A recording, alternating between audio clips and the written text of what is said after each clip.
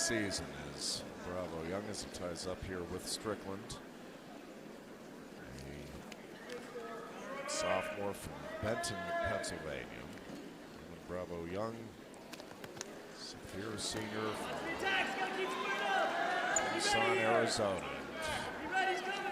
He's hopping over the shoulders now, circles in, drives through, and comes out on the left side here of Strickland for the initial takedown, and RBY gets a quick 2 points on the board and goes to work here. And he's continued to develop his top game here. I'm curious to see what he can do throughout the season. On top, he's, I think, taking another jump where he was a year ago, which is a frightening thought to just a 133-pound weight class as Strickland is up and out here for the escape. It's a 2-1 lead for Bravo Young with 1:55 remaining in the first. 31 seconds of riding time advantage posted for the two-time national champion and four-time All-American from Sunnyside High School in Arizona. Trying to work his way in here. Oh, listen, gets quickly behind Strickland, and that quickness of Bravo Young, we've never seen anything quite like it here at Penn State. It is a 4-1 lead. Make it 4-2 as he cuts it loose, drops back in on the right leg, gets behind, and finishes off the takedown. It's a 6-2 lead for Roman Bravo Young. 1:15 left to wrestle here in the opening period. Bravo Young pushing down on the head here of Gabe Strickland.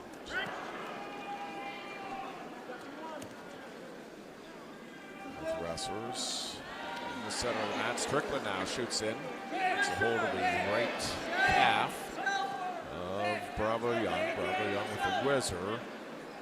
And trying to reach back behind here is Bravo Young, trying to step over is Strickland, and we're going to stalemate with 42.5 seconds left in the opening period. 6-3, the lead for Roman Bravo Young. The Nittany Lions trailing the dual meet 4-0. In the second of 10 bouts here at Rec Hall. To shoot in on the legs again is Strickland. Bravo Young sprawls back. Bravo Young now trying to work on the head. Snaps down, circles in on the left side, and gets a quick takedown. It's an 8-2 lead. Excuse me, 8-3 lead for Roman Bravo Young. Bravo Young maintaining control here.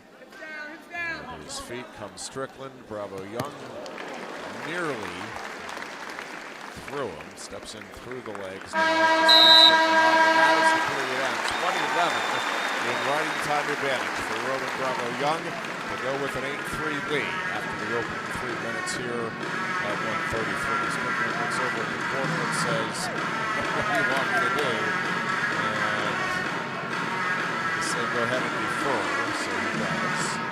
And Bravo Young will take the bottom to start period 2.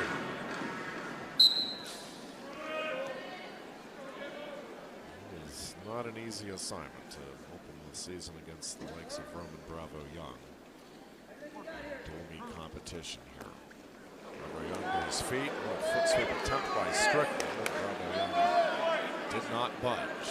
Advances a little bit, and Bravo Young coming back up here with Strickland. Strickland reaching out. Bravo Young circling to the left. Up and down movement here by Bravo Young. Has to line up the leg attack. Does shoot it now on the left leg. Quickly gets in behind Strickland for the 5th takedown of the bout, and then will cut Strickland loose for the escape. And that makes the lead 11-4 here for Bravo Young, top-ranked wrestler in the country. Two-time national champion for the Nittany Lions. Work back in here. On Strickland. Strickland trying to lower his level, trying to get in on the legs of Bravo Young. Does a nice job here controlling the head and driving back in on Strickland. Off the edge they go with 48 seconds left. Bravo Young hustles back to the center. Strickland taking his time. Looking back to the center. Off the whistle, Strickland shoots in. Bravo Young pulls in hard on the head. And looks to snap and go. Still turning, and he does turn the corner here on the right side and get the takedown. And that makes it a 13-4 lead.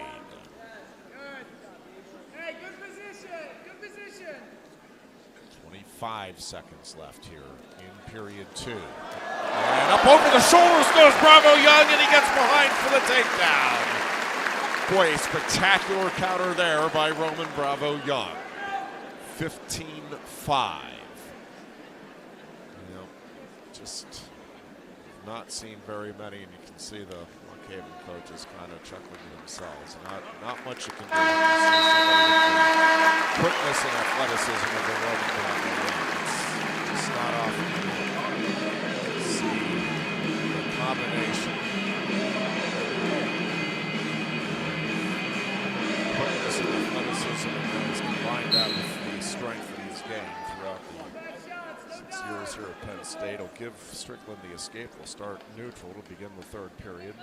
So that'll make it a 15-6 lead for Bravo Young, who has 126 now, and riding time advantage on the board as the two wrestlers work from the neutral position. Bravo Young pulls in, circles behind, gets the takedown, and he will quickly let Strickland up for the escape to make it a 17-7 bout. We have a minute and a half left to wrestle here in the third.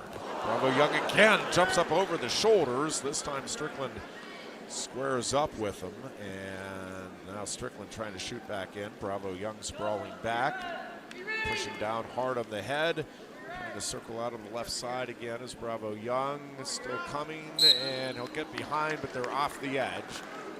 And that's the right call by Peter Mekkhi, and the head official tonight, Jesse Rawls, our second official. 1:10 remaining in the third period. 17-7. The lead for Bravo Young, with Penn State trailing the dual meet 4-0 after the opening bout. Gary Steen falling to 13th ranked Anthony Noto 14-4. At 1:25 to begin the dual meet. Bravo Young trying to at least get Penn State into a tie here as he again jumps up over on the right side this time. Gets the takedown, and now looking for a possible pancake maneuver, pulling in on the head. And now we'll just give Strickland the escape, and Bravo Young goes back on the attack, leading 19-8 with 35 seconds left in the third period. Under 30 seconds left with Bravo Young trying to pull back in here on the head of Strickland. Strickland drops in on the legs, is in deep on a double leg here. Bravo Young just up over the shoulders, and he's going to counter him, and with that win, Dixie throws him to his back, and now rolling through is Strickland. We get two near fall points along with the takedown, and Roman Bravo Young will win it by technical fall here at 133. There's some stuff about there. It was a 23-8 technical fall. We'll have to get the official time. It should have been stopped at about 6:50. Speaking of ready for prime time, here comes the number 1 ranked wrestler in the country, 2-time national champion Carter Starocci. Wrestler shook hands, and official says that was my fault. Starocci shot in on the legs on the restart. He shoots back in on the legs, up over the shoulders. Goes Tyler Stoltzfus for Lock Haven. Starocci can't finish it off as Stoltzfus is able to force the stalemate. And Starocci back in on the legs. This time he's going to try to push the legs over to the side. He's in on a nice double leg, and he gets the takedown for the initial 2 points. And a quick escape here for Tyler Stoltzfus. We'll get the wrestlers banging heads here. We're going to get a point for Starocci on the headbutt. I think it was intentional, but it was a hard headbutt. And so, point for Starocci. And now Starocci picks Stoltzfus up. He has him draped over his back here, and he's got to be a little careful, and he does kind of land, well, he tried to land gently, but he kind of banged the head unintentionally as they dropped to the mat there. Stoltzfus is okay, and now Starocci just settles in behind and gets the takedown, and he immediately pushes him away and barrels back in, and off the right edge they go. Starocci leads at 5-2, 1:55 remaining in the opening period. 5-2 the lead. As Starocci now jumps back up over Stoltzfus and gets another takedown, his third of the opening period, 7-2, the lead for Starocci. Stoltzfus, a sophomore out of Mifflinburg, Pennsylvania, did his high school wrestling at nearby St. Joseph's Academy. And Bollesburg trying to drop back in on the right leg here is Stoltzfus, and to fight off the single leg attempt here is Starocci. Now Starocci really trying to work in with a cross face. We'll get a stalemate here with 1:15 remaining in the opening period. Penn State leads the dual meet 23-3. Carter Starocci with a 7-2 lead with 1:15 remaining in the opening period here at 174. Starocci with the optional start now drops down to the ankles. Hangs onto the right ankle for a second, and then Stoltzfus kicks free for the escape. And Starocci leads at 7-3. Stoltzfus tries to get a double leg, sprawling back, circling back in, and getting the double leg takedown of Starocci.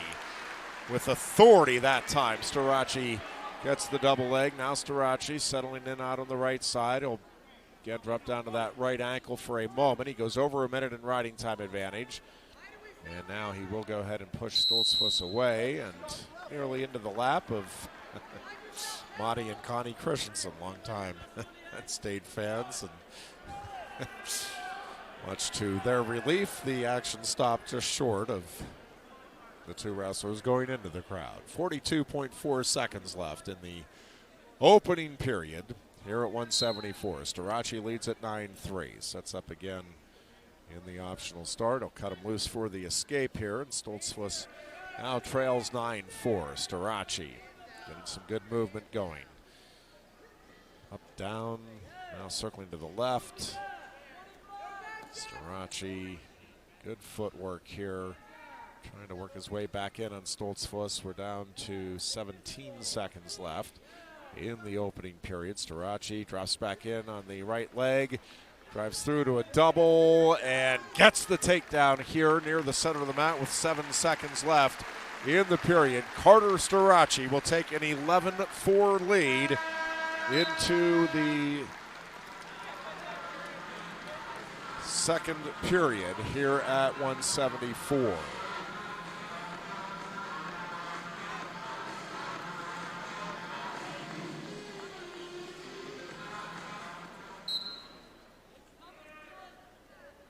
Starocci taking bottom to start the second period. Quickly to his feet. Get an illegal hold on Stoltzfus, giving Starocci a point. I don't know if he actually locked his hands, and Scott Moore is not happy with that call.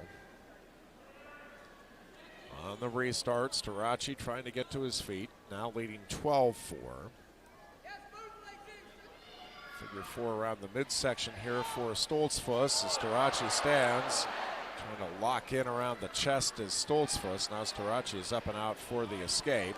Stoltzfus dives in at the legs, and Starocci just steps to the side and pops in behind for the takedown. And just like that, Carter Starocci's lead expands to 15-4.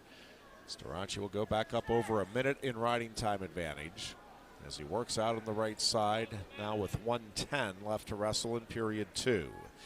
Penn State on top, 23-3 in the dual meet as we wrestle at 174. Carter Starocci now cranking on that right arm. He's out in front of Stoltzfus, and he's cranking up under that right elbow, and the official, Peter Mekkhi, is telling him to be careful, and he will stop it on a potentially dangerous call. 55 seconds left here in the second period. Starocci leading at 15-4. Starocci again with the optional start. Stoltzfus stands, takes the escape. It's 15-5. Stoltzfus trying to work his way back in on Starocci. Starocci circling to his right. Again, good footwork here by Starocci. Really good movement. Trying to work himself into a good ankle. Now just reaches out, grabs the leg, drives in on a high double, and gets the takedown on the near side. Now Starocci cranking up on that right ankle, and he's going to try to maybe get a little bow and arrow here as he drives forward with 18 seconds left. Stoltzfus still working from his knees, and now Stoltzfus sits back in for a moment in Starocci. Starocci locks in through the legs here from the standing position, trying to bring Stoltzfus back to the mat. Stoltzfus goes off the edge. Scott Moore looking for a stall call in Starocci, and by the rules, Moore has a case there. 2.8 seconds left in the period. Standing is Stoltzfus, and Starocci maintains control as the period ends. Stoltzfus has battled here. I mean, he has really fought in this bout, but Starocci leads at 17-5. Stoltzfus will take top to start the third period. 1:55 and riding time advantage for Starocci as we start the period, with Starocci again on bottom. Starocci to his feet. Stoltzfus tries to lock in around the hips, brings Starocci to the mat. Starocci gets his hips low, trying to turn back in here. Stoltzfus locks in up under the right arm and under the chin now of Starocci, and he maintains control, and he is trying to roll Starocci over. Stoltzfus again trying to come in under the chin. Stoltzfus with a good ride going here, and he has Starocci tied up underneath here. Starocci trying to work back up off of his chest here in the center of the mat. Stoltzfus with legs in on that left side, and he is really cranking here on Starocci. 1:10 remaining in the third. Starocci gets his knees up under him. Stoltzfus now with figure four again around the midsection. Starocci still trying to work his way up here on Stoltzfus. Stoltzfus now trying to work in with the power half on that right side. Riding time advantage down to 45 seconds for Starocci, as Stoltzfus has a really good third period ride going here. Starocci struggling now underneath, trying to get himself up. Stoltzfus continuing to adjust on top. We got a stall warning issued against Starocci underneath. Stoltzfus continuing to ride with 25 seconds left here in the third. Starocci to his knees, trying to work his way up, and Stoltzfus is tired Starocci out a bit here in this third period with this ride. Now Starocci gets to his feet, pops out the back door, and will come around for the reversal, and it will be a 19-5 major decision for Carter Starocci. 19-5 major decision. 84 pounds, top-ranked wrestler in the country here, shaking hands with Colin Fegley, and we are underway. Ramos gets a nice single leg and trips Fegley to the mat for the initial 2 points, 2-0 lead for Brooks.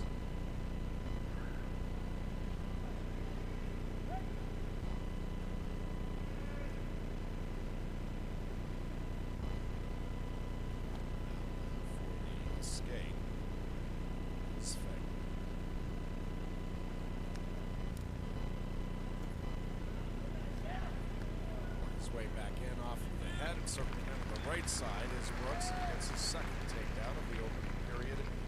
Is he for 1 lead?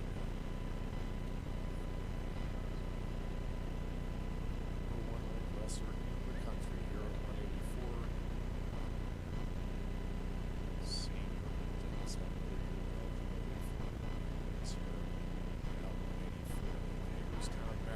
goes up the escape and then drops in low on the legs and gets behind Fegley, brings him to the mat for a 6-2 lead with now 1:45 remaining in the opening period here at 184.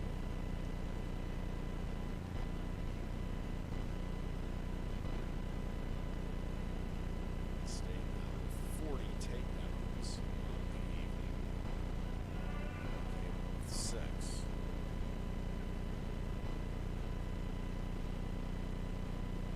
6 of those takedowns for Bald Eagles coming in the first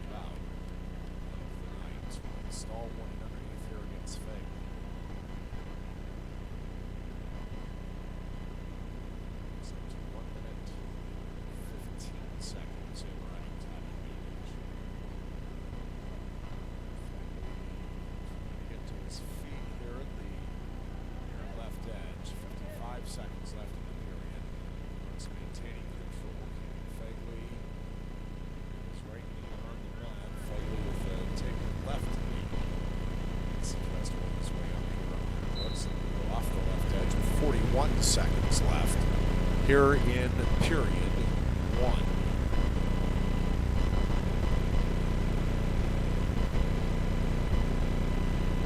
Brooks will set up on the left elbow. Push Fegley away here for the escape. Now dropping back in on the legs and low behind. Fegley is Brooks for the takedown, and it's an 8-3 lead. 5 seconds left in period 2. Brooks has to work out on the left side. 15 seconds left in the period. Brooks will go over 2 minutes in riding time advantage here in the first.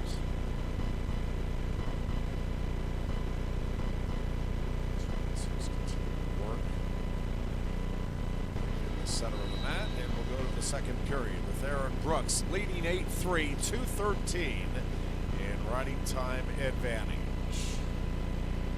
Brooks a career record of 50 wins and 2 losses for the Mekkhi Lions. He'll take the bottom position, his choice to start period 2.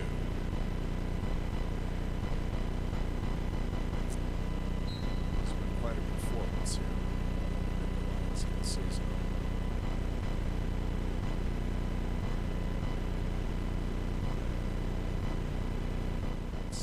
His feet, battles his way out for the escape. It's a 9-3 lead. Drops back into the legs, gets a quick double leg, and now goes to work out on the right side and is trying to lift Fegley up and turn him over to his back. Fegley fought it off. Brooks settles in with a spiral ride. The right side as he works with his hips out on the left. Here comes Fegley to his feet. Fegley turns and gets the escape. Lead is 11-4 for Aaron Brooks. 1:15 remaining in period 2. 184. Over-under tie-up now in the center of the mat. Brooks working on the left wrist. Goes back into the head. Gets back in on a single leg. We get a stall warning issued against Fegley. That's a point for Brooks. Brooks now loses the leg for a moment. Still works and now circles back in on the right side and does secure the takedown. And Aaron Brooks with 50 seconds left in period 2 now leads at 14-4, making 14-5 as Brooks release Fegley for the escape. Brooks worked back in here and nearly got behind Fegley. Fegley skips away. Two wrestlers back at it in the center of the map with Brooks pulling in on a collar tie. Worked back in with an underhook. Now drops in on a head outside single on the left leg. Fegley to a seated position, trying to work his way up here and drive through, and he will finish off the takedown here in the center of the mat. And Aaron Brooks extends his lead to 16-5.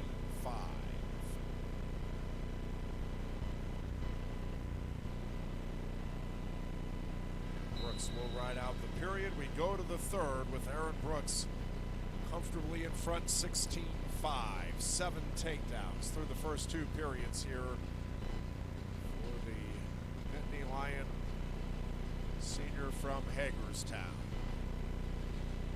Fegley will go off the near side for blood timeout here with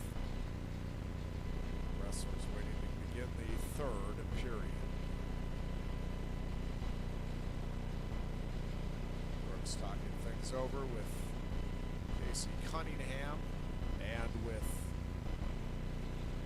Cale Sanderson. Jimmy Kennedy also in on the discussion here at the edge of the mat. So we'll go to the third period with Fegley choosing bottom, trailing 16-5.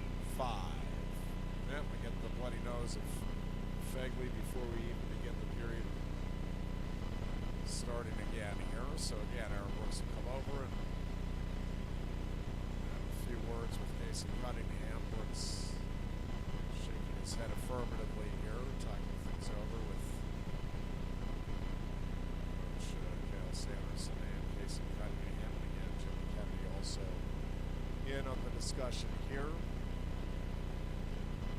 Penn State leads the dual meet 27-3. The Lions have real coming off 6 straight bout victories since dropping the opening bout of the night. And the biggest storyline probably for Penn State coming out of this is the impressive debuts of Shane Van Ness and Alex Fegley, true freshmen, 49 and 165 respectively. Shoot in here on the legs of Brooks is Fegley, cannot get there, and Brooks circles behind and gets the takedown after giving up the escape. So Brooks now leads at 18-7 as he gives up another escape here.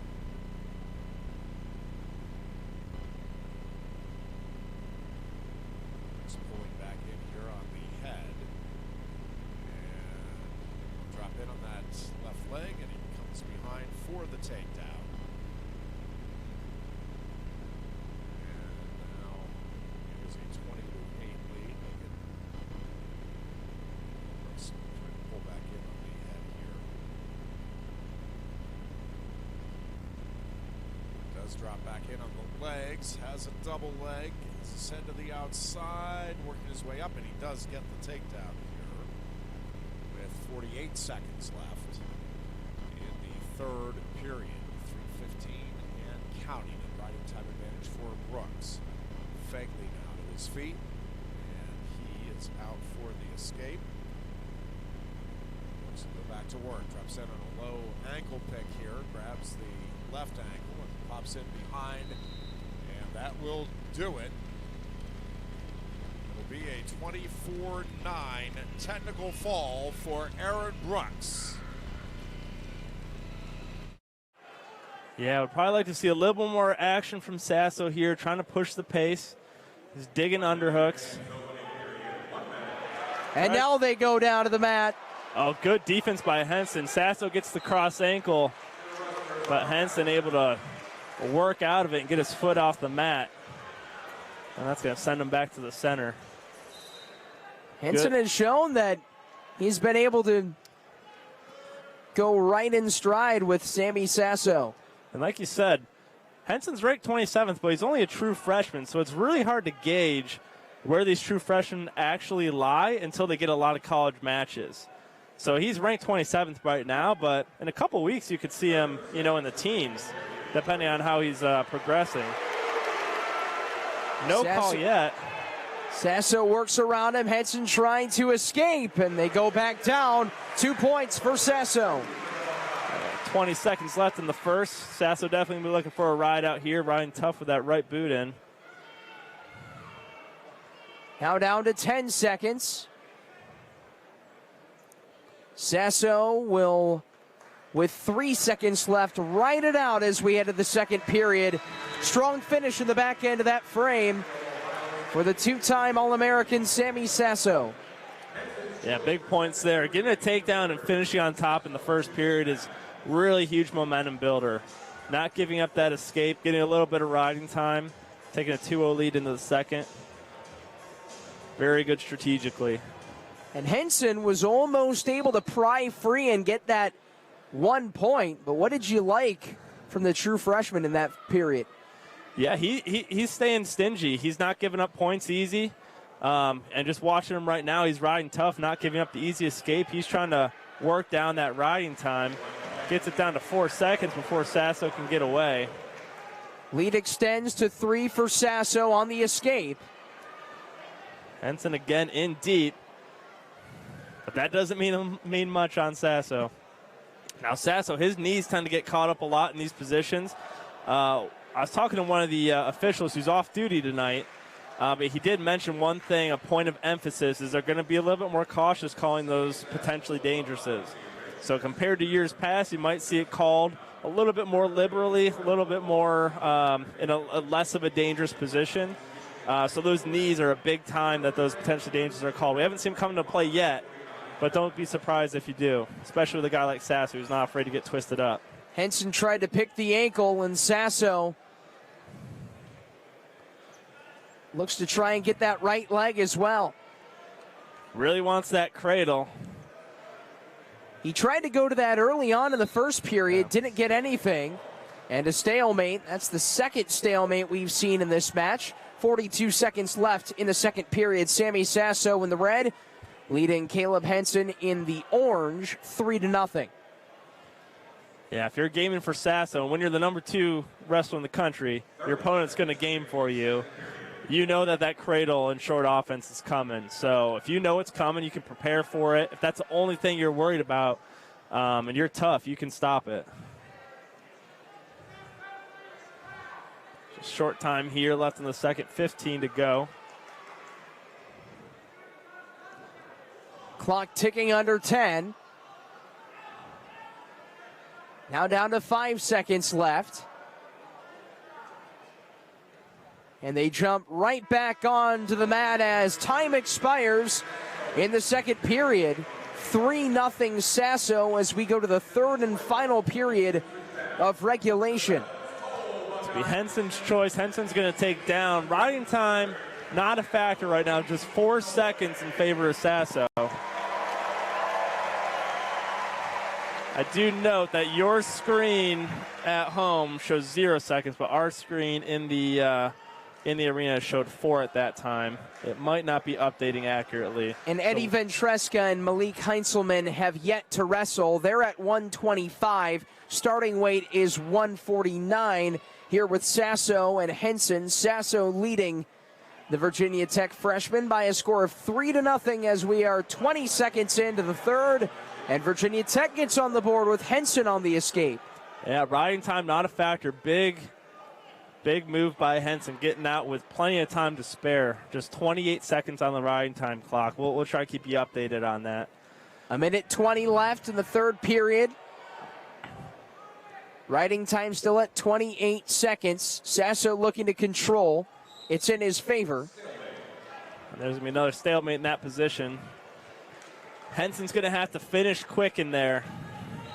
Sasso's going to try to slow you down once you get in on the leg. The key to scoring there is got to finish quickly. With riding time not a factor, if you're Henson, how do you look to try and get these 2 points? Well, if I'm Henson here, riding time's not a factor. I'm down by 2, which means if I get a takedown, I got to ride him out. And if I can't ride him out, that means I got to get 2 takedowns. And there's going to be a stall warning on Sasso as they go out of bounds.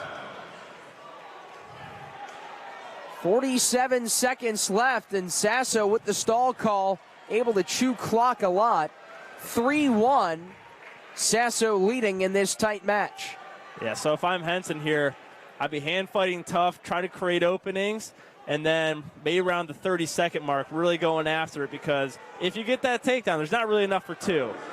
If you get that takedown, you're going to need to ride out, and there's the takedown. 30 seconds left. We're tied up at 3. So Henson controlling. Henson needs the ride out here to go towards the edge.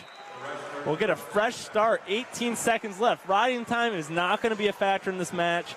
Henson needs the ride out to send it into overtime. Sasso a little slow getting back to the middle of the mat. Might be huffing a little bit. The Cavelli Center starting to really play a factor. One of the tougher arenas in college wrestling, and especially in the Big Ten. 15 seconds left. Sasso looking to fight away from Henson. Down to 10 seconds. Down to 7 as Sasso gets to the outside. Henson hanging on by a shoelace. Real tough riding by Henson. Again, Sasso taking his time getting back. Not sure if he's hurting or if it's a conditioning issue, but he's got 5 seconds. It's going to be tough to get an escape here in 5 seconds, especially with how tough Henson's been riding. 5 seconds in regulation, 4 in riding time in favor of Sasso. 3, 2, 1. Looks like Sasso just tried to conserve energy at the end of that match, not really fighting for one. And Henson definitely has momentum as we head into overtime. Riding time clock is reset. We're going to put 2 minutes on the clock. First point scored wins. Sudden victory here in Columbus. And Matthew, I think this tells you that this can be a very close overall meet in this duel between Virginia Tech and Ohio State. Yeah, if Virginia Tech's able to pull the offset here, that's really going to change the dynamic of the meet. These are points that Ohio State was definitely counting on getting.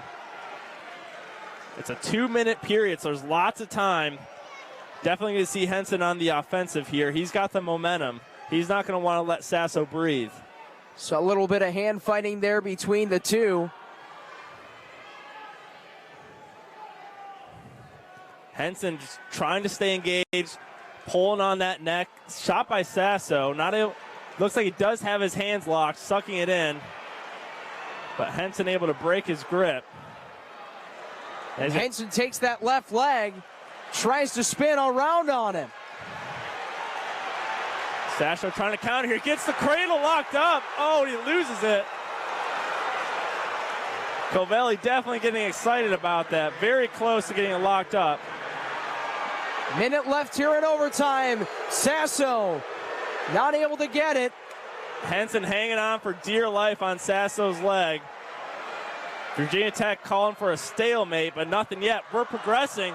Henson coming out the back door, and there's going to be the takedown. Kaleb Henson upsetting the number 2 ranked Sammy Sasso. A huge win for the true freshman.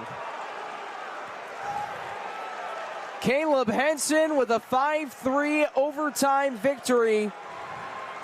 Sasso took the 2-0 lead. It went 2-1. Sasso got an escape 3-1. And that late third period takedown for 2 points for Henson. Back here on Big Ten Plus, Tyler Danberg, Matthew O'Hara with you. And Carson Kharchla will come out and make the entrance for Ohio State. He will take on Connor Brady, the redshirt sophomore from Powell, Ohio. And these two are pretty familiar with each other. Yeah, high school teammates at Olentangy Liberty. Brady coming into this ranked 29th, Kharchla at 6th. But while there does seem to be a big disparity in the rankings, one, Kaleb Henson might have something to say about that. But two, when there's such a familiarity, which I'm sure these guys are after wrestling, I believe there's 3 years of overlap in high school. When there's so much familiarity, it's a different match. And that's what makes it interesting, too, because you said that 3-year overlap, there's been a lot of development, and both these two have improved immensely. Brady has turned into a 2-time national qualifier. Kharchla was an All-American last year.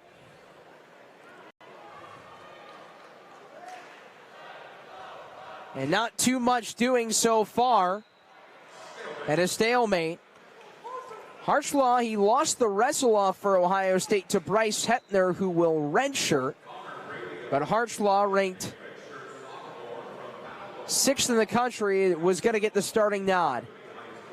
Yeah, and that's not the first time that some of Ohio State's best wrestlers have lost their wrestle-offs. If you remember, it would have been 2012 maybe, 2013, Hunter Stieber. He lost his wrestle-off, ended up, I think he might have been second that year. He wasn't a finalist. I think he might have gotten 6th that year, but regardless, he ended up being the guy, had a great run at NCAAs and throughout that year. There's been a couple of examples of guys losing their wrestle-off, still getting the starting nod. The coaches make it very clear that the results of the wrestle-off are a data point. They use the first tournament, which is usually Michigan State, as a really big measurement. Again, when you have that familiarity between guys, it's a different match. So taking into account how do you compare against outside competition, that tends to have more weighting. Of note, though, Kharchla did not compete at the MSU. Not really sure what the reason was. Could have been a minor injury. He seems to be looking good today. Nothing's taped up. And then Connor Brady, he did wrestle at the Southeast Open, placing 3rd. So he's 3-1 so far this season, and Kharchla's 0-0.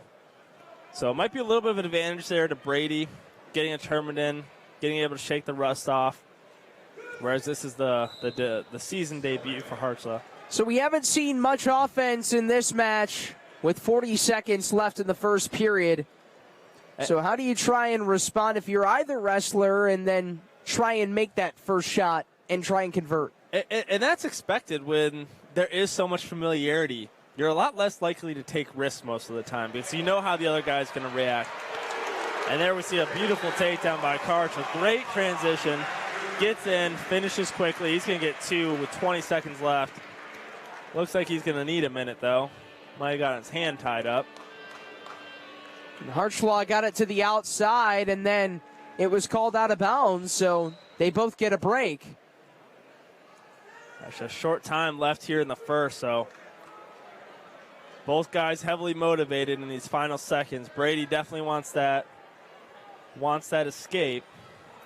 2-0 Kharchla, riding near 20 seconds. And we will go to the second with Kharchla on top. 2 points to none. It's going to be Brady's choice. He'll go back down to start the second.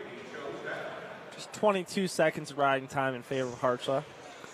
The first 2 matches, Matthew, have shown that it could be huge to start off on the bottom for the second period, which you were talking about in the second match. And getting that escape gets Virginia Tech on the board, so it definitely has an advantage. Yeah, it definitely a lot more energy starting the second period than starting the third. We'll note both of the wrestlers who were winning at the beginning of their matches ended up losing in the first 2 matches so far. Kharchla definitely wanted to change that. We'll see if history can repeat itself or Carson Kharchla can try and rewrite that. And then it will be one of the marquee matchups on deck at 174 between number 6 Ethan Smith and number 2 Mekkhi Lewis, former national champion. And you can just tell by watching them wrestle how familiar they are. It looks like they're just wrestling in the practice room. Not that they're taking it easy, but you can just see that familiarity. Kharchla shook off. Quick shot from Connor Brady. Hand fight, the shot, and they go back up. There's going to be a stall call against Brady. Not enough action. Kharchla staying on the offense. A lot of attacks, followed up by re-attacks. Brady able to anticipate them. 15 seconds left in the second. Only scoring in this period, it was Connor Brady getting the escape to start up. Both these two still upright with 3.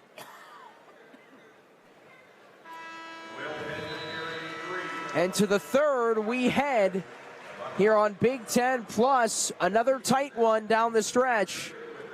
But this time a little bit more low scoring compared to the previous match between Patty Gallagher and Clayton Ulrey.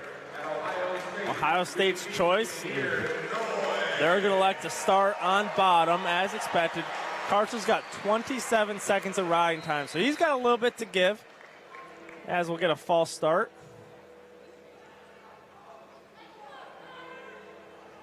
Didn't see the referee call it on anyone, so he might be eating that one himself. Looks like Virginia Tech's coach was a little upset about the bells playing. Might have caused that false start. Maybe not the perfect time for AC/DC. Yeah.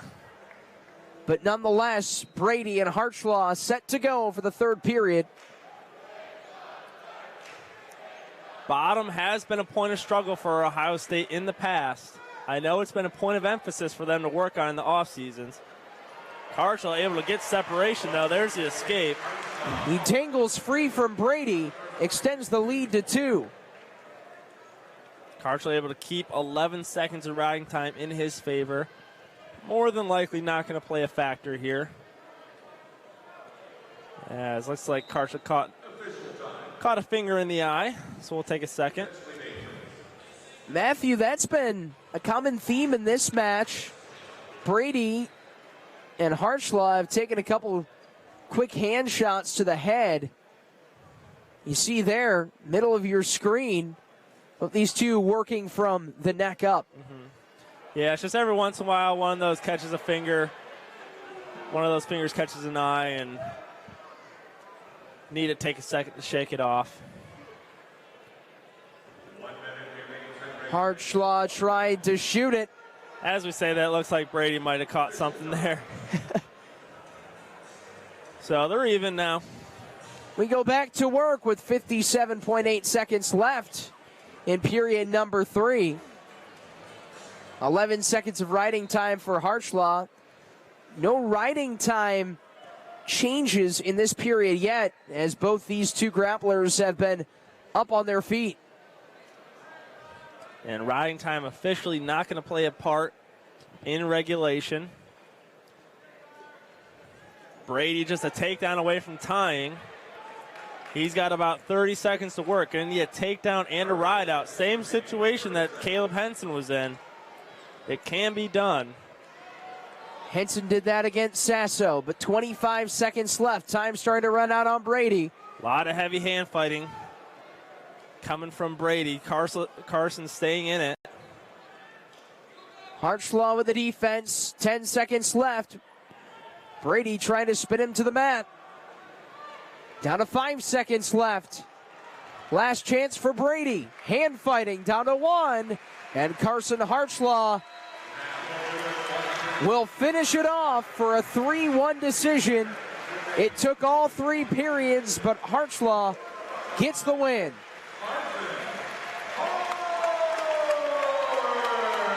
The last time the Hokies and the Buckeyes squared off in Columbus, it was a 17-13 upset for the Hokies. Yeah, they're definitely going to be wanting to repeat on that, and after an upset at 149, I'm sure they think that they can do it. Ohio State with a 6-3 to lead right now, but this is going to be one of those key matches. If Ohio State can get the upset here, that's really going to shift things back into their favor. The Hokies, they're definitely relying on this victory. 30 seconds left, a lot on the line in this 4th match of the duel.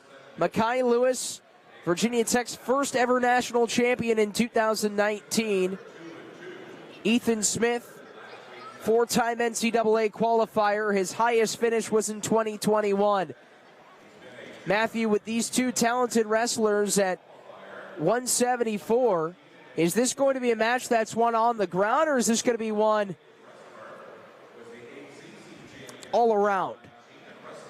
I think it's mostly going to be settled on the feet. I wouldn't say either guy's really well known for their riding ability, their turning ability. So if I had to guess, it's going to be settled on the feet.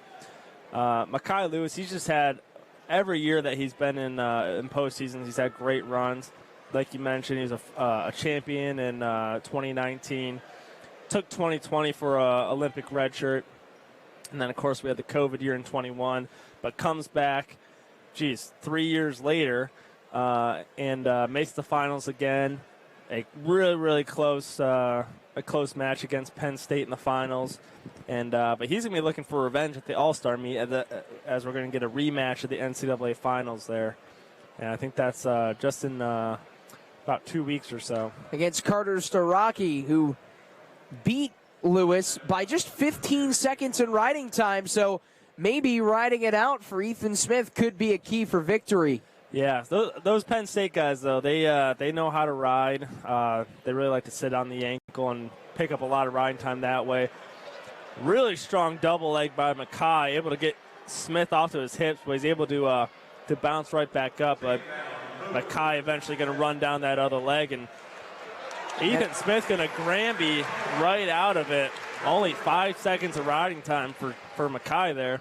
A nifty spin for Smith. He's on the board, but Lewis back-to-back strong double legs, and there he was able to capitalize and get the 2. Now Smith trying to play some offense. Yeah, Smith wanting to get a takedown here late in the first would be a really big momentum shift.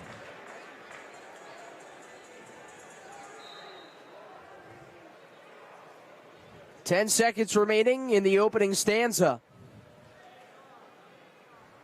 Riding time just 5 seconds in favor of Lewis, who will ride it out and head to period number 2, leading by way of that 2-point takedown early on in that first period. That'll be Ohio State's choice to start the second. Smith's going to take bottom. Only took him 5 seconds to get out last time.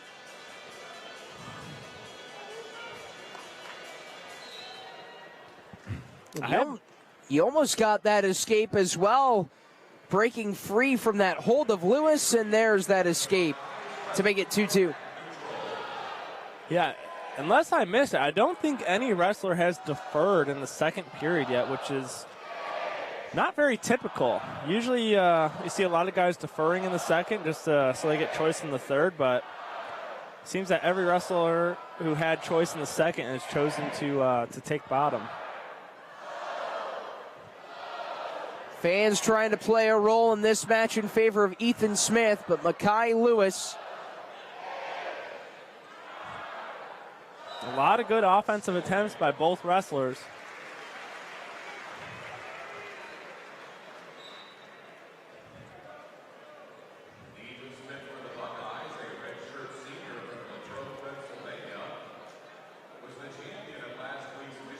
Smith definitely closing ground.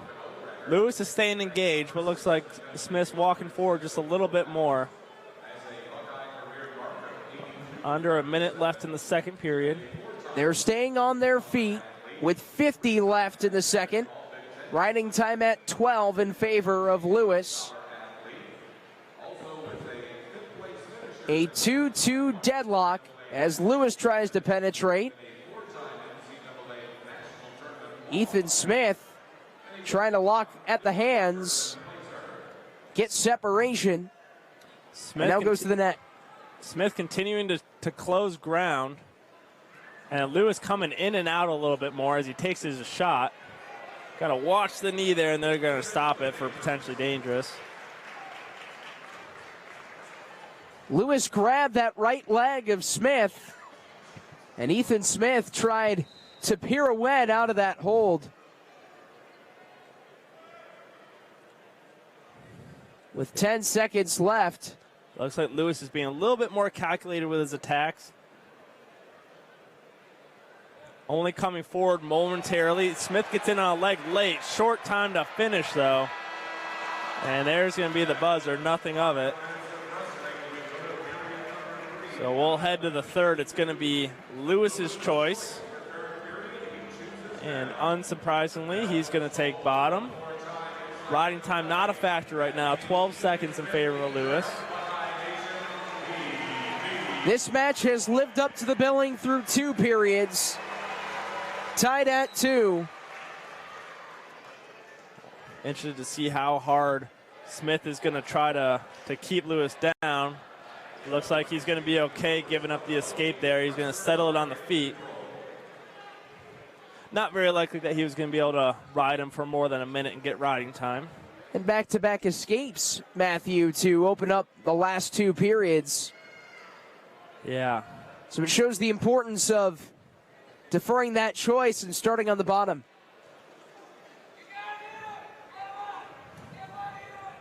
Look, the 2 lock right above the neck. So just a 1-point lead for Lewis. So if Smith's able to pull off a takedown, he can give up the escape. It will go to overtime, but he'll still stay in the match as Lewis is trying to muscle his way in to a shot, but Smith feeding him hips. Crowd cheering on Smith. We'll get a stalemate as Mekkhi Lewis knocking on the door, trying to pad that lead with 1:03 in the match. So if you're Mekkhi Lewis here, what are a couple keys for him to try and get this victory with just 3 seconds of riding time? Yeah, he's going to have to stay engaged. There's still a minute left. not out of the question that he could give up 2 stall calls if he puts his skates on. So he's doing a good job staying engaged. He's got to keep Smith guessing. He can't just go to defense. He knows Smith's coming, but might be in his advantage to catch Smith off guard if he gets a little overextended with his shots. Ethan Smith in the red on the offensive end, look to shoot. And Lewis denies him with 30 seconds left. Crowd starting to pick up. It's just going to take a takedown from Smith. And there's that first stall call on Lewis. Just 16 seconds left, though. Not sure he's going to be able to get another one. Would like to see a stalemate here. And there it is, a little bit after the crowd had called for it, but with 10 seconds left, they go to neutral. Mekkhi's going to have to stay engaged, avoid that extra stall call. Here's Ethan Smith, tries to get in on Lewis. Lewis spins away on him and will hold on for a 3-2 victory. The 2 last year squared off. It was a 6-4 decision in favor of Lewis. This time, 1 year later, Matthew, even closer, 3-2, and Lewis able to get the win. A 2-time All-American, and he's taking on Romero, who was an All-American last year, finished 6th at the NCAA tournament, walked out to the Phil Collins in the air tonight, and looking to try and get something in the air tonight. As we've seen both these teams overall, Matthew, it's been close down the stretch through 4 matches of work. Yeah, both teams know that this is going to potentially be a tight team race, and every point counts. So they're coming out fighting, and this is going to be another pivotal one that Ohio State's going to need to get if they want to stay competitive in the team race. And if Hunter Bolen can pull off the upset, it's going to put Virginia Tech in a really good position. As Romero wraps him up for 2 and gets him out. Yeah, just 40 seconds into the match. It's really good for Romero coming out, scoring early. Really clean attack, clean transition and finish.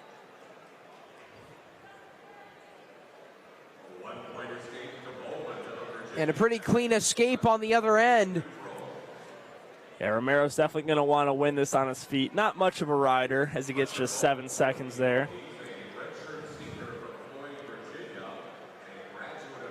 Here at the 184 division, as you see on the right side of your screen. And Hunter Bolen looking for career win number 59. And Caleb Romero trying to get win number 63. He's 22-11 in dual meets as well. So a lot of experience in head-to-head play. Yeah, Caleb Romero, another one of those leaders of the team. He is a redshirt senior. And it is a little hard to decipher when looking through the roster because not all seniors are equal with the extra COVID year. So Romero is one of those seniors where this is his last year. Him, Smith, Orndorff, and I believe Heinzelman are the only, quote-unquote, true seniors where this is going to be their last year. Sasso, even though he is a redshirt senior on the roster, he does have an extra year due to that COVID. Guess we'll just have to deal with that for the next 3 years, having to know where those asterisks are. Absolutely. And Caleb Romero, Tom Ryan, head coach for Ohio State, said that he's been a great leader and a big presence just as much off the mat as he is on it. Yeah, I know one of the big things they were excited about, aside from his athletic ability coming on, is he's an excellent student. I believe he had a 4.0 in high school. Not sure what his GPA is right now, but I'm sure he's still transitioning those setting skills into college.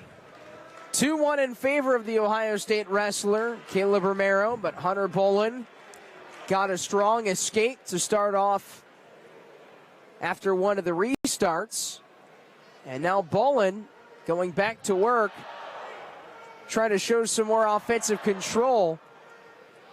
He's been outridden by 7 seconds by Romero, and with 5 left in the first, Bolen will not have many options. So going into the second, what does the Virginia Tech wrestler have to do to try and get back in front? Well, it's going to be his choice, so he's going to be taking bottom. I'm sure Romero's not going to give him too much of a fight getting out because Romero's going to want to be on his feet as well. So he's going to need to pick up a takedown here. Romero, he's going to be looking to pick up a takedown of himself. If Romero's able to get a takedown, that's really going to create an uphill battle for Holen. But, yeah, Holen definitely going to be looking to get one here. Holen trying to get free, but Romero sends him back down. Guess I'll eat my words. Romero trying to ride a little bit. Maybe he's fearful of a potential Holen ride in the third period, so he's trying to earn some riding time himself. Try to get out ahead of that. And that riding time's up to 25 seconds, Matthew, so there's a chance that Romero's trying to get back to that 1 minute mark. Yeah, if he can get over a minute, that'll eliminate the possibility of Holen being able to work that back in the third period. But Holen able to stop it at 30 seconds. He's 2 for 2 on escapes, is Hunter Holen. The redshirt senior from Floyd, Virginia. Won the Michigan State Open last week. One of 6 Hokies to take a title. And it looks like a stalling is going to be upcoming. But they will wrestle on with Romero being locked around the neck, and Holen goes out of bounds. Yeah, it's going to be a stall call against Holen, his first warning. Romero staying aggressive. He's got a lot of power in his double leg. He'll just get a little bit of separation and then try to bully W over.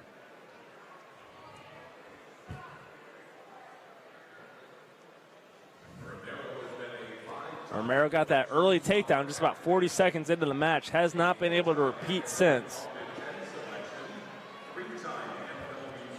They stay on their feet with 35 seconds and change in the second.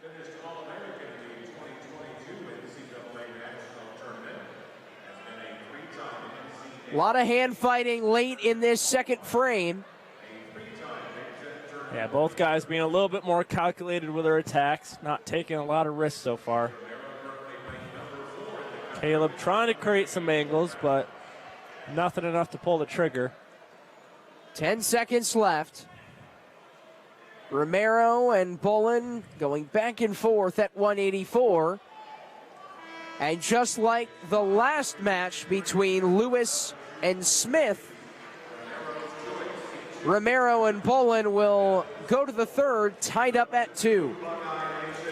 Smith going to take bottom to start the third. He's got 30 seconds of riding time. Holen pulls him into a crab ride, but Smith able to transition to his feet. And Romero fight like heck to get out of there. Generates the power to get free and get on top. So a 1 point lead now for Romero. Nothing that he can be too comfortable with. And a stalling call on Hunter Holen. And that's the second on Holen, so it'll be a penalty point and a 4-2 Kaleb Romero lead. Maybe I wasn't paying attention too closely, but not sure what the stall call was or why they stopped the match for it. Maybe he was doing something to warrant that stall call. And that's a big 1 to 2 point swing now, and Holen trying to get that takedown. He's going to need those 2 points with a minute left in the third. Holen gets really extended going for a shot. Kaleb not able to capitalize on it.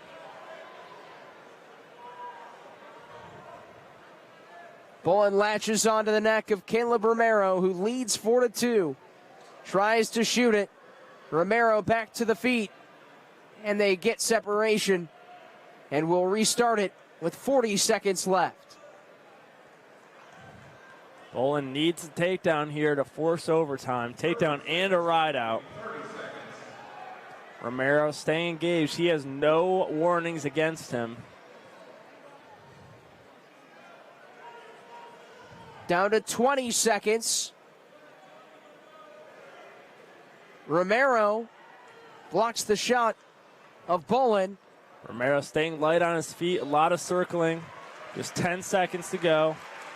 Crowd already clapping, well, maybe a little bit premature. Hunter Pullen looking for answers, try to extend for the second effort, will not get it. Caleb Romero wins 4-2. Purdue won that matchup 33-3 with the only points scored by Ryder in the 165-pound weight class, where Joe Casey defeated Emil Sonolin 1-0. As we get things underway here in Holloway, Ramos and Klinksky lock up, jockeying for position. And Brendan, one of the disadvantages early on here in the wrestling season is you don't have as much tape or as much information to go off of with these wrestlers. So it's kind of a, throw your hands up in the air and kind of see things as they come at you.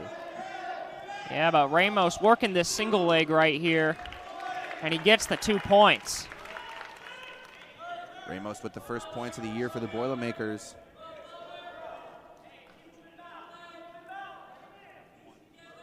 Got Klinksky in a position here. Riding time is active. Ramos coming over 20 seconds of riding time right now.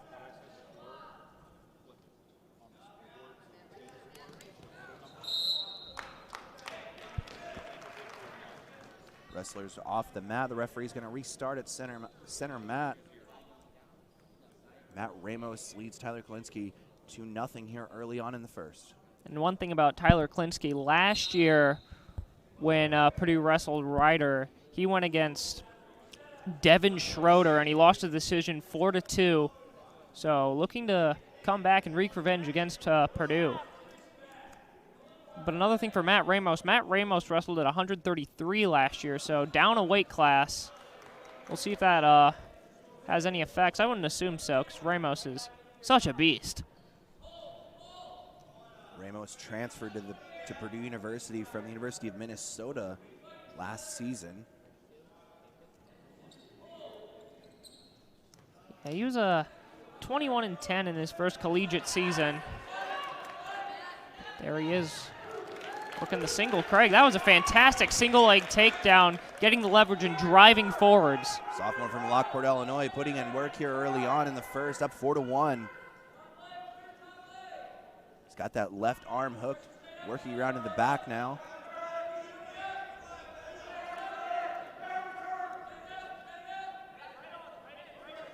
He's going to surrender that escape point. That was a great job by Klinksky, finding his way to escape after a really good takedown by Ramos. And Ramos tried to hold on to him and essentially sacrificed a point, knowing that it would be worth the 1 point to let him go, get in a reset and get in a different position. They lock up one more time. Less than 40 seconds to go here in the first. Ramos leads 4-2 here at Holloway Gymnasium. First dual meet of the season for the Purdue Boilermakers. He's second for the Ryder Broncos. Ramos working hard to get that takedown, and he gets the 2-point takedown. You notice Ramos is targeting that left leg. That must be something that he loves to work on, or he maybe have seen this as a weakness from Klinksky. But he continues to work that leg, and there's his third takedown of the match.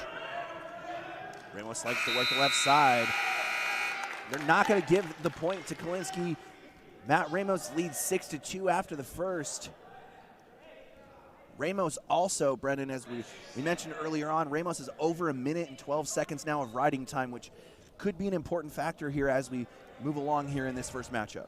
Yeah, riding time, and especially is such a big part of wrestling. Obviously, if this comes down to the very end, Klinksky ties it up. Riding time will be the deciding factor as an added point, as long as Ramos has over 1 minute. Ramos and Klinksky locking up one more time at this. Klinksky goes in for a shoot for his first attempt. Ramos with the sprawl. Excellent defense, shooting his hips back, getting away from that takedown attempt. That has to be frustrating for Ryder and Klinksky. Beautiful shoot to try to take him down, and Ramos with the sprawl and not allowing it to happen. They're back locked up, center in the mat. Jockeying for position one more time. Ramos leads 6-3. Just over a minute to go in the second.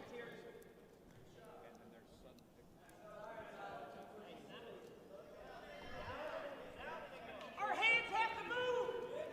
Left hand has to move here.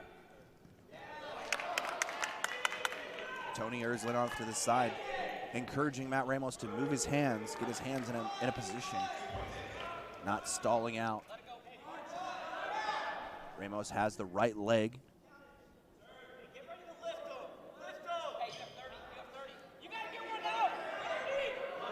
Another escape for Klinksky. So that's 2 escapes that Ramos has given up. 8-4, 25 seconds to go here in the second. Matt Ramos leads Tyler Klinksky.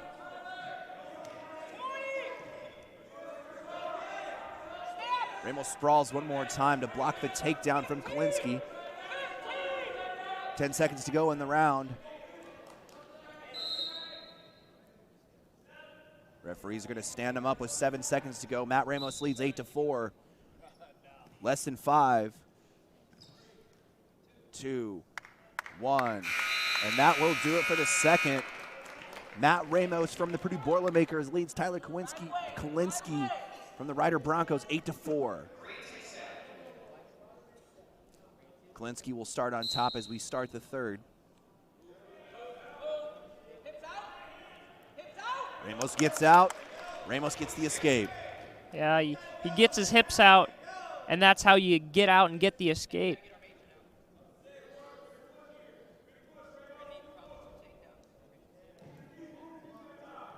Tony Erzlin coaching from the sidelines, reminding Matt Ramos that they're going to need a takedown or 2. And now Klinksky does a good job defending that shot. Again, sprawling back. And so both are stood up once again. Another aggressive shot. And Tony Erzlin calling for a lot of aggressiveness to get this early major. Every point matters in college wrestling, Brennan. Matt Ramos trying to make the most of his appearance here this morning.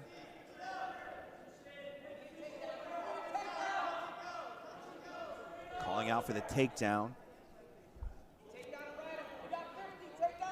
Klinksky and Ramos lock up one more time. Ramos shoots and gets the 2 points.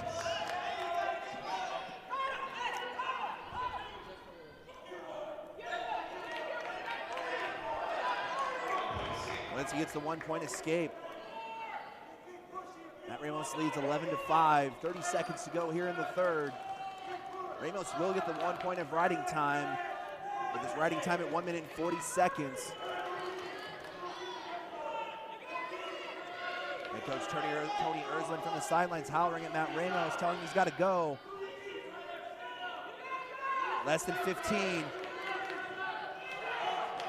Ramos shoots in one more time. Klinksky with the block. Less than 5. They're going to stop and stand him up. 3.2 seconds to go here in the third. Matt Ramos leads Tyler Klinksky 11-5. Wild move there. Quite an electric start here, Brennan, this morning. Matt Ramos gets the 12-5 victory over Riders Tyler Klinksky, and the Boilermakers off to a hot start here in Holloway. He's also my locker buddy, so his locker's right next to mine. Keeps his stuff clean, so that's pretty good. What do you think about his hair? I mean, I don't wish I had it, but I don't have any. But I like it. Yeah, it's good. He's got a good thing going. All right, he's wrestling Chaz Hallmark, redshirt sophomore, 0-2 on the year. Good snap down. Yeah, that might be tight. Early in the match, sometimes guys. Some guys got a lot in them early in the match. Yep. You gotta oftentimes get your base hits, and then that stuff will come. Murin Nice. back to that snap down. He's kind of getting his left elbow sucked in there deep. Got to pull that guy down to the mat, get your elbow free, run that angle down. Yeah, you want to keep. You want to keep those like he's doing right now. You want to keep it fast. You don't want to just stay in the center or stay in the mat. Stay center. That's nice. He's got a cradle. Yeah, he might get the fall here. Hawkeye fans are picking up their coats. They think there's going to be a fall. Settling in here. Oh, we still got that cradle locked up. Saw a guy pick up his coat, get ready to leave. The ref's holding 2. He didn't get the 4 count, it looks like. All right, he's going to go backside, I assume. There he goes. Makes it tighter. Literally, fans are walking up the stairs. Now, Murin needs to watch his own back. This is not good. Nope, Murin's fighting off his back here. All right. Cal Baptist got the reversal there. Murin so now it's 6-4. Murin got 2 back points. Yeah, that is not. Yeah, I mean, he was going hard for the fall there. You got to just, you know. It happens. You let go, and then the guy gets a turk. You get excited, I think. Yeah. I've been there. Yeah. You don't want to get reversed to your back. But, I mean, Murin gets an escape takedown here. He's back in the lead. Yep. Keep things rolling, so. Yeah, I think Murin's going to want to pour it on this guy now. So, Max Murin's ranked number 7 in the country. He's looking to get, also another guy looking to get on the podium and top podium, to be specific. There's a takedown there from Murin, so he's back in control.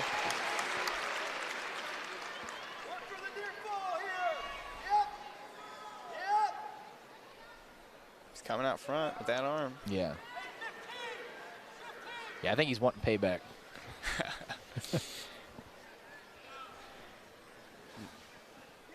He's going to want to finish this period on top, short time.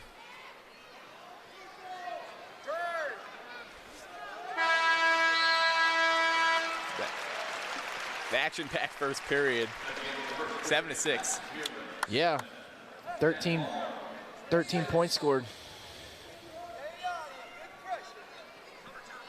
Murin takes bottom, going into the second. He's coming up.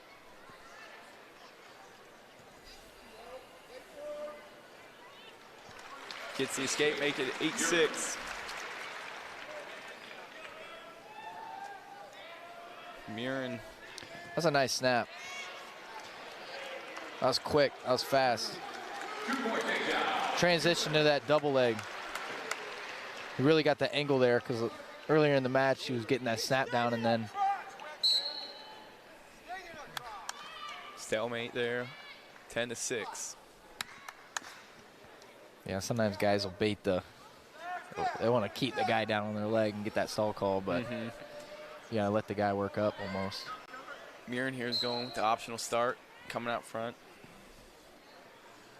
10-7. Cal Baptist, shot from the open. Murin running that angle down again. Yeah. I think that's good, making a match adjustment right there. You know, he was. He didn't let him hang on his elbow that time from the front. No. Exactly. You get what I'm saying. He's got an arm bar.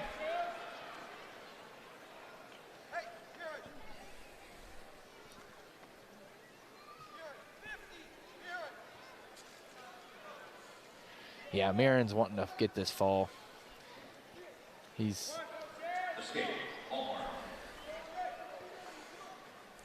Another escape here for Cal Baptist. Murin's backing on that left-handed high crotch.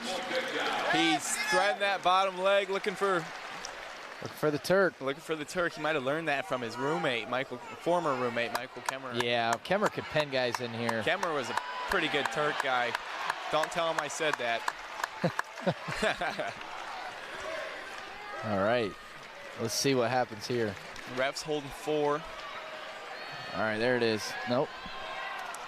It's close.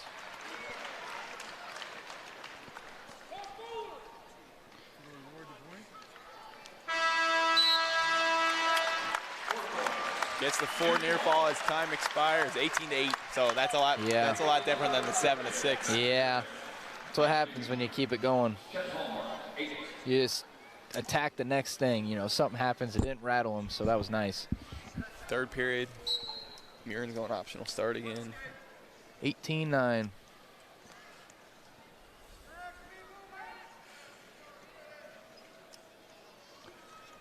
Back in on that left-handed High crotch. high crotch. Here in a crackdown position. The guy's looking to keep all that weight on Murin's head. Murin's got to get his head across, drive him to that opposite butt cheek. Yep. Interesting thing about Max Murin, he's my Madden nemesis. We play a decent amount of Madden together. Do you think you get the better of him? No, but I'll admit it. All right. On live air. I think he gets more wins than me, but we've been neck and neck lately. All right, Max Murin. Yeah. Murin, a lot of action here.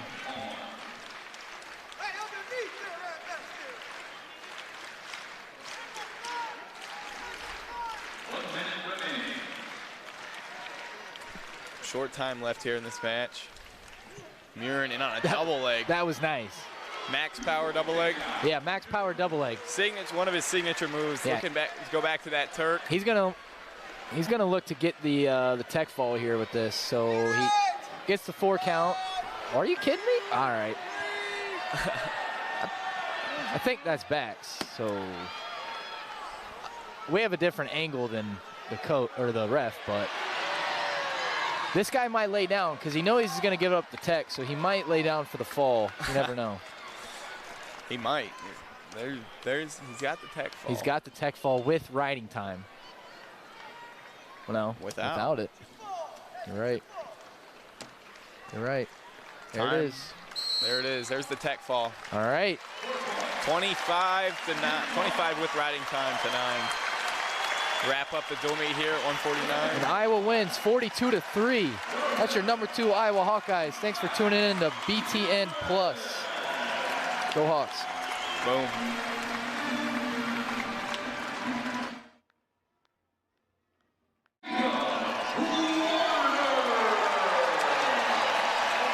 Warners. The Warners are a great family, coming from a great family. Good Nice shot by Warner. You know what? That's very similar. I watched last night. He gave up a quick takedown as well at Iowa State.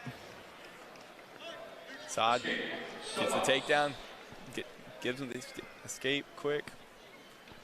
Looking to get some more points on the board here. Nice snap. Got that underhook. Warner's a big, strong dude. Taking to his back. back. That was nice. That was horsepower. There's the fall. That was a lot of horsepower. All right. Carver's loud, baby. That's what I'm talking about. Settles in for the fall. That was a 38 second pin. You got me, young. 38 second pin. Good work, Jacob. That was quick. His longest time wrestling today was his warm-up. He looked good. That was good. Yeah, that was coming ready to go. That's what you call coming ready to go. Oh, we're in intermission now. We are intermission. We'll be right back.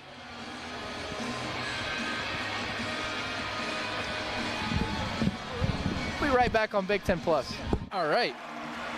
We got Tony Cassiopeia. Strong dude. I think he's one of the strongest humans I've felt in a long time. He'll grab your wrist and it'll feel like it's going to break. You two wrestle a lot? No. He tries to wrestle with me, and he tries to mess with Spencer, and Tom doesn't let that happen. Yeah, Tony's probably a little bigger and stronger than he might think he is. Yeah. All right. Tony's coming in at number 4 in the country. He's got Christopher Island. He's a sophomore, 1-2 on the year. This is the first match coming out of intermission because we started at 157. Yeah, it's kind of weird. I used to, being at 165, I was always the intermission guy. You would wrestle young, and then... Did you like wrestling right after intermission? Yeah. I kind of liked wrestling before intermission. I didn't mind it. I would hang out, and I'd wait for that clock to tick down, and then... But yeah, for you were able to get done with your match and then come back and watch me. Yeah, exactly. So depends on how many push-ups you did after your match. So... sometimes, you know, when I was getting up into the, you know, 10,000 range, Yeah. I'd miss your match, but most of the time I'd get to see it. Yeah. Yeah, they had you do a couple long loops after your match. Tony here, after following the takedown, he's got his guy broken flat. Yeah, he might get hit for stalling if he's going to stay on his belly like that. So Christopher Island needs to build up like he just did. You got a big guy like Tony Cassiopeia on you. It's tough to come up. There's a lot of weight getting tossed around, I'll tell you that. Jacob Warner last match bulldozed his guy to the mat. Tony coming out to the side with that wrist. It's 24-0. Team score. Team score, yeah. If it was 24-0, that'd be impossible. But just because it's 24-0, you know, can't back down, can't back off. Got to stay on that gas pedal. Tony's got that arm. He's Yeah, that's nice. That's real nice. No swipe ups. That's tight. Settling in. There's the fall for Tony Cassiopeia. Man, that guy's strong. Woo! That is a strong man. He's got the Johnny Cash. He's got the Johnny Cash. Good work, Tony. That is called doing your job. Nothing more than that. Nothing less. Just do your job.